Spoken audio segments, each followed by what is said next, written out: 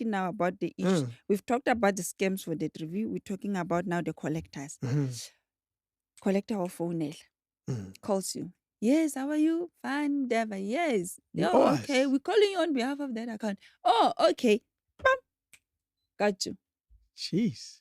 Some of them will be clever. They will blacklist you first because they did not have your information to blacklist you. Now they have your credit report. Now they can go and blacklist you. You understand? I completely get it. Yes. Because I guess what matters in the story is access to information. Yes. Somebody needs to fish out your information. Yes.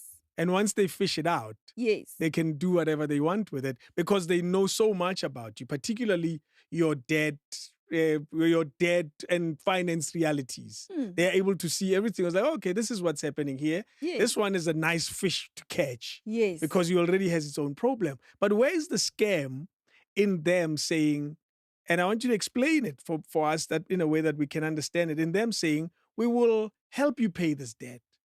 Where's the scam there? The scam comes from not following the proper signing up marketing. It starts with misrepresentation of debt review. Okay. First thing first. 2, as if it's a debt consolidation. 2, it would sound again like it's a saving process. They'll say, no, we'll save you 50% of your account. It's a misrepresentation. That's what you see most of them. They would say, save 50%, save 60% on your debts. We will, it's not possible. It's not possible. Unless if it's a different form where you come to us, we would prescribe it. That's when we are saving you 60%. We are cancelling it. We're not putting you under debt review program. Is that the only way to save? To save that 60%? By removing certain debts that are prescribed and you thought you were still owing them? Yes. Okay. And then you would go under debt review with the impression that I have got all these debts. So going back to the collector now get information from these companies, in exchange for a free credit report, you're going to revive how much? Sure. 10,000. Want to wake 20,000 up there, 100,000 there. Because they start calling you, ne? And when they start calling you, financial stress, debt stress, pick up, the high blood, the the high. Much cheese. All of a sudden it's hot. Hey, I'm over indebted. I can't manage this and I'm also blacklisted. Isn't that you got a free credit report? It tells you 1 or 2 of your accounts. True. Now you've revived these debts. You don't have any rights now because you've acknowledged them. Yeah. Now where are you going to be channeled? Debt review. You are over in debt. The proper debt review. The proper debt review. Yeah. That way you might now say, I'm over indebted. Let me go and find out about this debt review.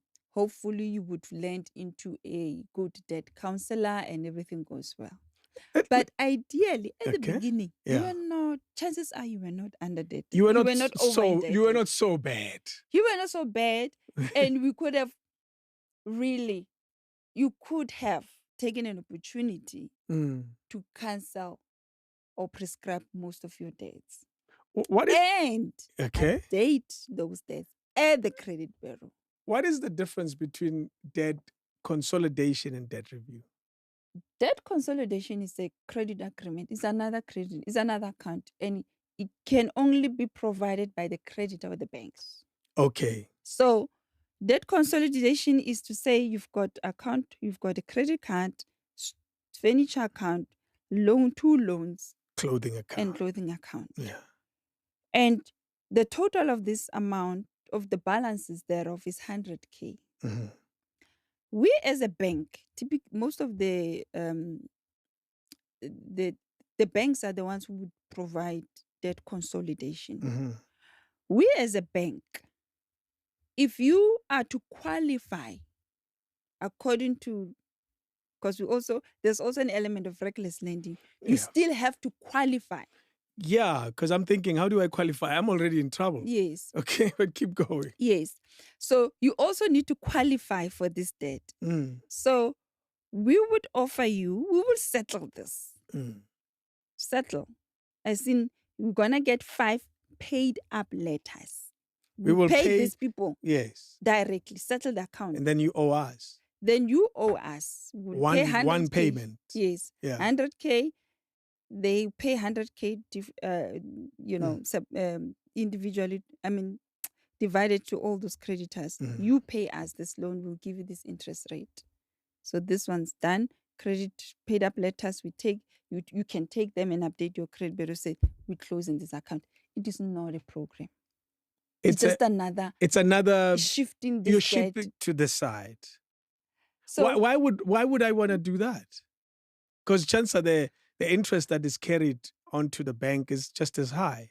Yes. Not all debt consolidation loans are bad. Some of them are good. Okay. Because you might find that you've got so many high interest rates here, and here you only have one. Yeah. But the danger here is it's very easy again for you to go back and open other accounts. Because on this side I look like I'm good. Yes. But in reality, yes, I'm a mess. You're a mess. So they just shift this debt into this one that looks much nicer and more manageable. Okay. Because if you're to default on this one, it's 5 collectors calling you. If you default on this one, it's just one collector. Yeah, it's a lot easier. It's a lot easier. Yeah. So the best or the better debt consolidation loan is when you've got a bond which has equity. I'm not saying it's the best, I'm saying the better. Then you can borrow against your bond because the bond usually have a lower interest rate.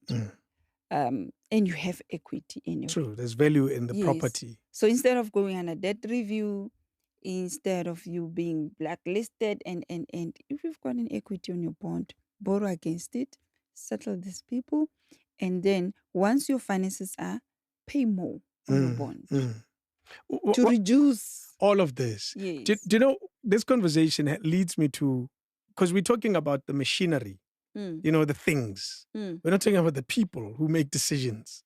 Because at the end of it, there's a heartbeat and a soul and emotions that make these decisions.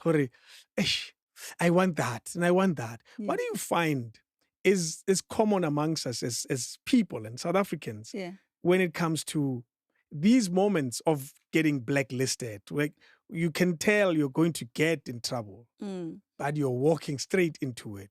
You can tell you're struggling with these, but you're buying another. What do you find? You're buying one more thing. What do you find is at the heart of these emotions that we seem to be going through now?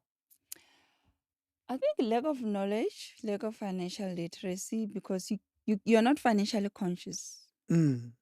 You make financial decisions based on emotional. Secondly, not being able to differentiate between the needs and the wants, because we tend to make the wants the needs. Of course. And I want it now. Louis Vuitton bag is a need. But let me tell you, yes. A Louis Vuitton bag is a need. Yeah. I don't know which world you live in. In my world, it's a need. Yes. I can't carry another bag. You must be Louis Vuitton. You see what I mean? Yes. So you're saying we struggle with seeing reality. It's one of the things, and you want it now. And then you don't have money now. Do I qualify? You see? It goes back to one of the podcasts that say the difference between qualifying for credit and affording. True.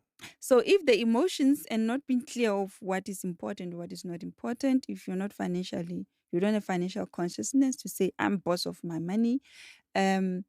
You also live to impress. Like you say, Louis Vuitton is like a need. It's a need. It's not a want. I promise you, someone identifies with that phrase. Yes. Louis Vuitton bag